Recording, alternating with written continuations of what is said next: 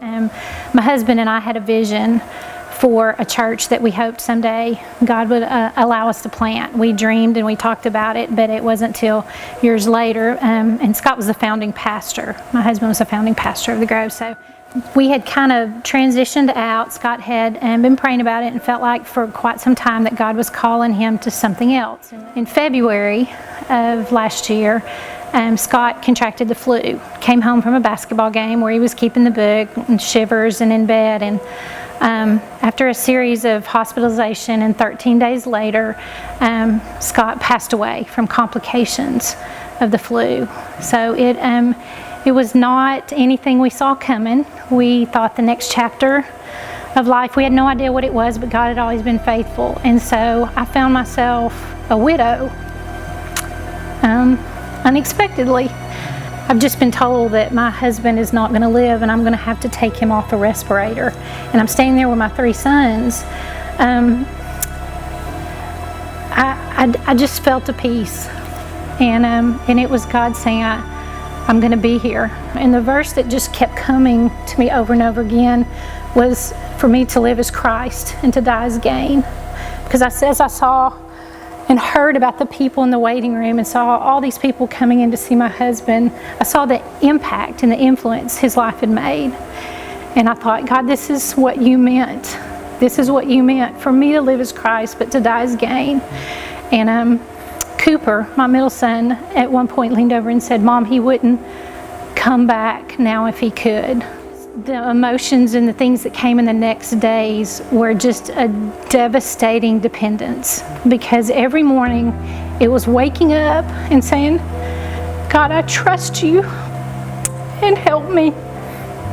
Right after everything happened, I depended on God. It was every day, but it was hard to be around people. It was hard to be social, because I was always wondering, are they looking at me like the widow? You know, I didn't want to go to Walmart and watch people buy family-sized things that I was no longer buying. You know, I didn't want to be out.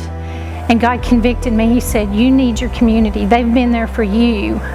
You need your community, and your community needs you too. And so it's time to step back in. It's time to, and I'm going to be here with you, and step back in slowly and do it. And I remember even coming back to the Grove the first time and thinking, I can't go in and sing worship songs, not because I've not worshiped my God, but because my emotions are so strong. And I would get angry that I was a widow, but I was never really angry at God. It was more my situation. But as each emotion came, one of the things that God kept bringing me back to is, don't hold on to your emotions, but hold on to what you know is true. Because there were days I got out of bed and I didn't feel like a Christian, and I didn't feel like a mother, and I didn't feel like a co-worker, and I didn't feel like a Bible study leader.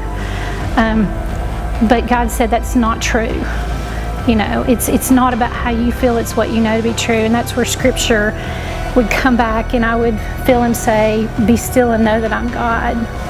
Trust in the Lord with all your heart. Lean not on your own understanding. In all your ways acknowledge Him, and He'll direct your path.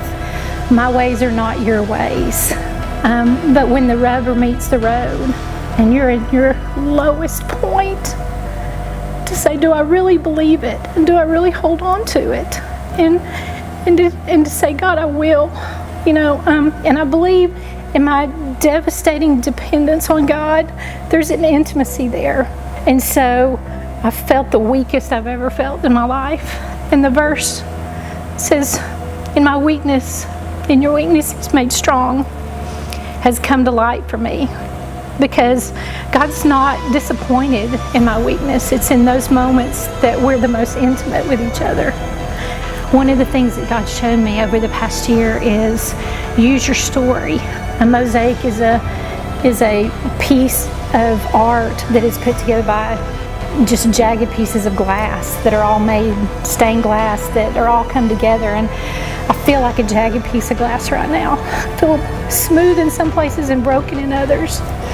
But I feel like when I join together with my community of believers, and we all have broken edges, and we come together, God's working on this beautiful mosaic. I think our world screams at our insecurities to look at everybody around us. My joy is not dependent on my circumstance. It's not dependent on if I'm having a good day or a bad day. I have to cling to what I know to be true and what doesn't change and hasn't changed for thousands of years. You know, when I struggle with my grief and I don't know what to do with things, I go to people who I know in their faith lead me to Scripture and lead me to God. So